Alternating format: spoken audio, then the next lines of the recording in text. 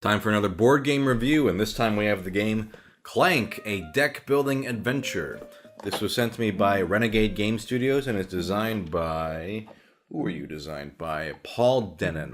The passages beneath Dragon Keep are the most dangerous territory in the realm.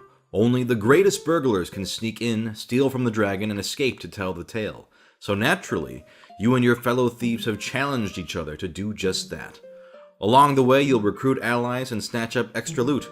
But one false step and clank, careless noise draws the dragon's attention, and each artifact stolen increases its rage. You'd better hope your friends are louder than you are, if you want to escape the depths alive. Let me show you how to play. So in Clank, your goal is to go through this dungeon and try to pick up an artifact and get the most victory points at the end of the game. So you start up there in that left corner, and you can go as far as you want down through the catacombs of the cave, or dungeon, I mean, and pick an artifact and run back up. Each player starts with Clank cubes. They each have 30, and they represent sound you make when you go through the dungeon. You also start with a deck with 6 burgle cards, a scramble card, 2 stumble cards, and a sidestep card.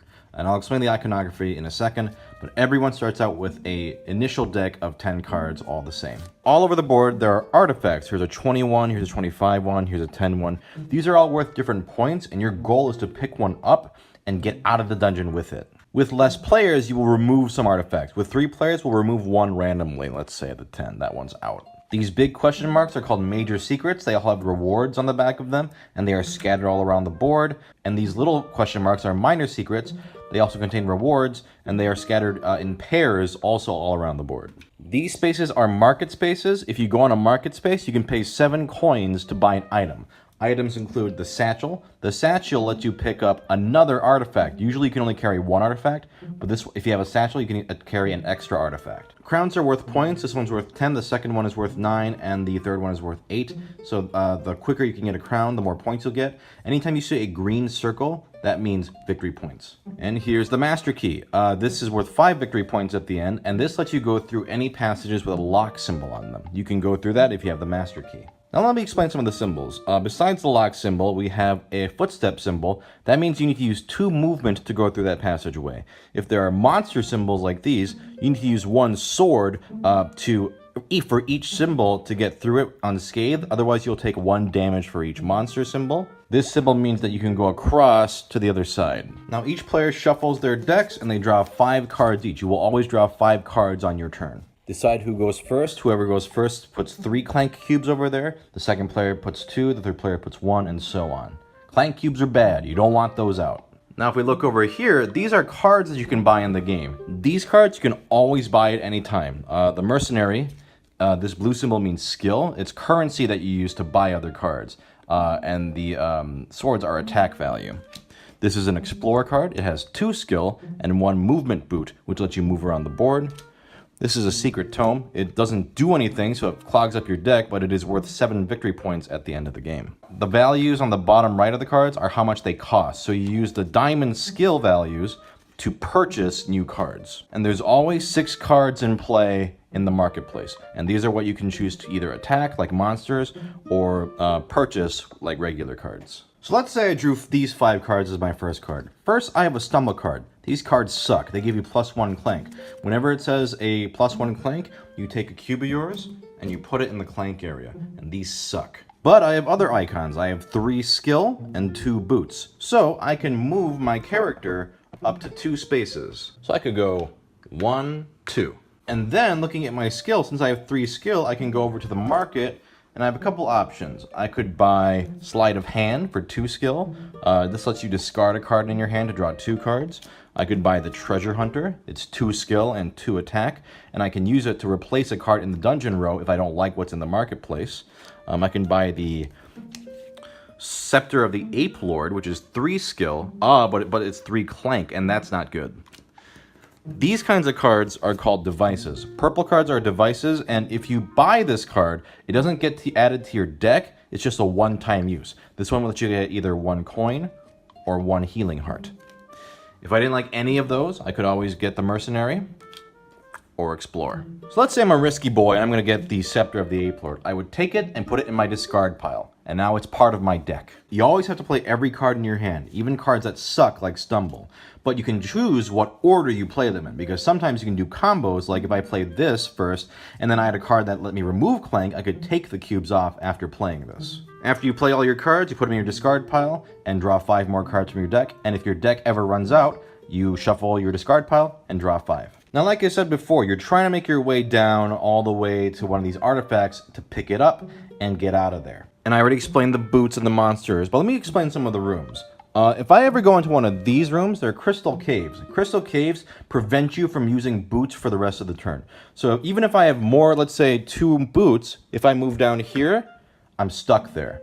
Unless you can teleport, but that's a special card power. If I go this way, I can pick up a secret. This secret lets me get 2 swords for a potion. So basically, I could use this on a subsequent turn as a consumable item to add 2 swords to that turn. Anytime you go into a room with a secret, you can pick it up and you immediately get the reward. This one lets you heal a heart. If you ever go into a room with a heart in it, you can heal 1 HP. Now, I explained how to purchase cards with skill using the value in the bottom, but what if the card has a monster and has swords in the bottom? That means if you draw your hand and you have enough swords to kill it, in this case 3, you could use, let's say, 2 mercenaries from your hand, and you kill the monster. And the monster gives you a reward for beating it. This one will give you 3 coins, and all other players get +1 Clank. Any monsters or devices that you use get discarded to a discard pile, not your own discard pile. They get into the dungeon's discard pile. But now let's talk about Clank. I keep talking about Clank like it's this really scary thing, but you still don't know exactly what it is. But as you can see, there's some Clank collected there on the top, those cubes. So at the end of anyone's turn, after they've played their cards and moved around and bought stuff, if there are any empty slots in the dungeon row, in this case there are 3, you draw cards from the dungeon deck and replace those cards. You don't replace those during the turn, you replace those at the end of the turn. But look here, there's a dragon symbol. Uh-oh. So here's what happens. You go over here and you pick up any cubes that are in the Clank area. And then you put them in the dragon bag. Now, at the beginning of the game, there are also 24 black dragon cubes that are added to the bag. Now that you've put all the cubes in the Clank area inside the bag, you mix it up, and then you look at the dragon track, or the rage track. Right now, we're at 2 cubes. So what you do is you reach into the bag and draw 2 cubes. Ooh, in this case, player blue takes a hit. This black cube does nothing, but it's removed from the bag. So the more cubes that are taken out, the more likely your cubes will be drawn to give you damage. And here we have our damage track, so player 1 has taken 1 hit. If you ever get to here, you're dead. Now you might think, oh, 2 cubes, that's not that bad. I'm probably never gonna get hit. Well, here's the thing. Anytime anyone picks up an artifact, this dragon rage counter goes up. And as you can see, there are more cubes along the track, the angrier the dragon gets. There are even secrets that have dragon eggs on them, and they give you 3 victory points, but they also make the dragon rage even higher. And some cards can even make the dragon angrier if you use them. So, if you're up here, you're going to be pulling 4 cubes at a time. Now, if you use a heart, you can heal these and return them to your Clank supply, but otherwise, these stay here until you can do something about them. That's why it's dangerous to get Clank. Even though some cards may be powerful and use Clank, you get more Clank here in your Clank area, and the next dragon attack, you're more likely to get hit. So as you make your way through the dungeon and kill monsters or go through paths and get secrets and stuff, and let's say you pick up this artifact here at number 15. The dragon rage is going to go up. Now, you can either stick around and maybe try to get a satchel and buy another or get another artifact, or you can run for it. Either way, if you die in the depths, meaning underneath this ground line, you don't get any points at the end of the game. If you have an artifact and manage to get up here above it and die, then you get to count your points. But if you manage to escape all the way back to the top with an artifact, you get 20 extra mastery points. So this is a big incentive to get out of the dungeon alive. And when the first player escapes, that's when the fun starts, because they don't have to worry about cubes anymore. They are out of the game. But on every one of their turns, they get to do a dragon attack. So on player Blue's next turn after his escape, he will draw the equivalent of the rage cubes on the track +1. The next time, it's a dragon attack with 2 extra cubes. The next time, 3 cubes. And this, if the other players cannot get out before player blue reaches that symbol, they all die. So it's a time limit game. You can push your luck and go, okay, maybe I'll grab a small artifact and run out so that everyone else gets screwed. But chances are, if you pick up this artifact, you're not going to win because everyone else is going to have more points than you. Or you might go, I'm going to go deep into for number 30 over here because that has a lot of points. But you also have to think about, you have to watch the other players and go, ooh, are they going to run out quick? Because I got to get out of here as soon as I pick that up. Because as soon as one player escapes, it's an immediate countdown for everybody else. At the end of the game, you count up the points on your artifact. Any other tokens you pick up, you get 1 point for every gold coin you have, and then all the cards, some of them have victory points as well. Anytime you see a green circle, you add all those points up at the end. And whoever has the most points at the end is the winner. Now, because this is a deck builder, and the cards are obviously the most important part of the game, let's take a look at some of the cards you can have. Here's an Overlord monster. When this card is revealed in the dungeon row from the deck, everyone immediately gets 1 Clank. That's what these arrive things do. If you defeat this guy, you get to draw 2 cards on your turn. So if you use 2 swords to fight him, he's dead. This is a shrine, like I showed before. When this card arrives in the row, you can actually put 3 of those black cubes back into the bag. That way, it's more likely on later turns for dragon cubes to be pulled. And this one, like I said before, gives you a coin or a heart, your choice. But shrine cards and monster cards are discarded, not added to your deck. Here's another device. It's a ladder. Let's say you really need some movement that turn. You could buy this ladder for 3 skill and use 2 extra movement. Here's a Dwarven Peddler. They give 1 boot, and they give you 2 coins whenever you play it. And at the end of the game, if you have 2 of the following, a chalice, a dragon egg, or monkey idol, those are different artifacts you can pick up during the game, then this card is worth 4 victory points at the end. But it's a good way to get gold, to buy stuff in the market. Here's a Tattle card. It's 2 skill, and each other player gets +1 Clank. So this is more of an offensive card. And here's the Black Pearl. Now, when you acquire this card, you immediately get 2 Clank. So that's not good. But at the end of the game, it's going to be a whopping 5 points, and it's a pretty good card, because you can discard a card from your hand to draw 2 cards. Let's say you don't want to play that Stumble, discard this, or not this card, but you discard the Stumble card and can draw 2 extra cards. So the meat of the game is pushing your luck, making a deck that has really good combos and ways to get through the dungeon, maneuvering which way you want to go, because there's so many different ways to go, choosing which artifact you're going to go for, and then getting the heck out of there. It's a really, really interesting game, and that's how you play. Now, anyone who knows me knows that I love deck building games, and Clank, I love this game.